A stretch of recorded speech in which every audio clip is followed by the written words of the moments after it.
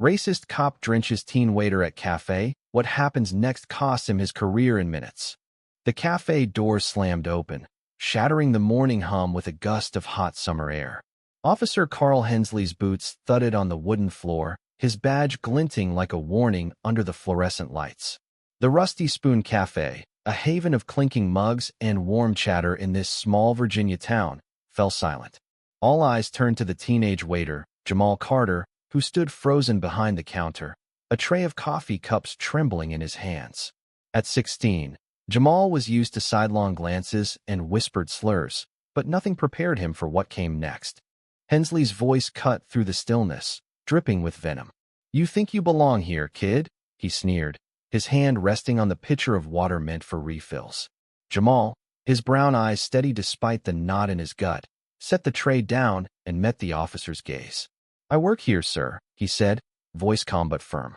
The air crackled with tension, the kind that makes your skin prickle and your heart race. Every patron in the cafe knew this wasn't just about coffee. Hensley's face twisted, his prejudice laid bare. "You don't get to talk back," he growled, and in a flash, he appended the pitcher. Ice-cold water splashed over Jamal, soaking his apron, dripping down his face, and pooling on the floor. Gasps erupted from the crowd. A woman dropped her fork. A man half-stood, then froze. Jamal stood there, drenched, his fists clenched but his head high. The humiliation burned, but he wouldn't give Hensley the satisfaction of breaking him. The cafe's owner, Miss Clara, a wiry woman with gray streaks in her hair, burst from the kitchen. "Carl Hensley, you get out of my place," she shouted, her voice shaking with fury. But Hensley laughed, a cold, hollow sound, and leaned closer to Jamal. "Know your place, boy," he hissed, the word laced with centuries of hatred. It was the spark that lit the fuse. What Hensley didn't see was the phone in the hands of Sarah, a college student at a corner table. She'd been recording since the door slammed, her fingers trembling but her aim steady. The video captured every second: the water, the slur, the defiance in Jamal's eyes. Sarah hit post on X, and within minutes, the clip was racing across the internet, a wildfire of outrage spreading through hashtags and shares. Back in the cafe, Jamal's voice broke the silence. "I know my place," he said, his tone steady, cutting through the chaos. "It's right here, serving people who don't judge me by my skin." The words landed like a punch, and for a moment, even Hensley faltered. The crowd stirred, some nodding, others murmuring support. Miss Clara stepped between them, her eyes blazing. "You're done here, Carl. Leave, or I call the sheriff." Hensley scoffed, but the tide was turning. Outside, a crowd was forming, locals who'd seen the video, their phones buzzing with notifications. "Racist cop at Rusty Spoon," the post screamed.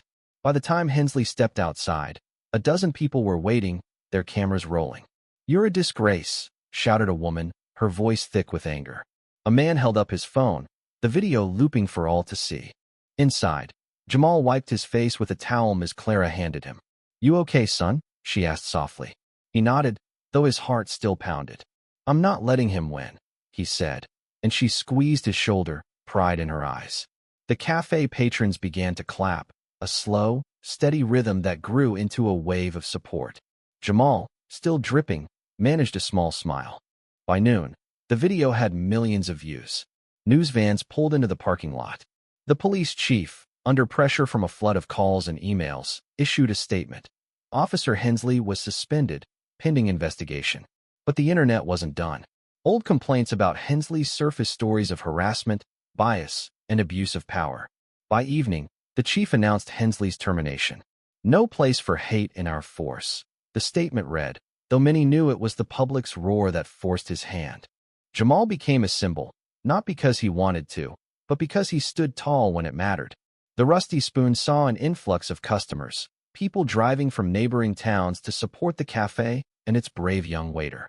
Miss Clara started a fund for Jamal's college dreams, and donations poured in. Sarah's video, now viral, sparked conversations about justice and courage, with Jamal's words, "I know my place," echoing in posts and headlines. Weeks later, Jamal stood behind the counter again, the cafe bustling as always. A new chalkboard sign hung by the door, its message bold, "All are welcome here."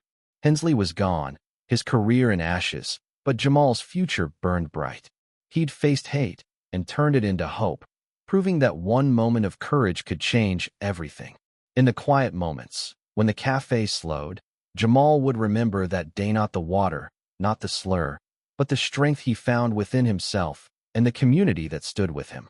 Thank you for listening. If you find it interesting, please like and subscribe to follow the next stories.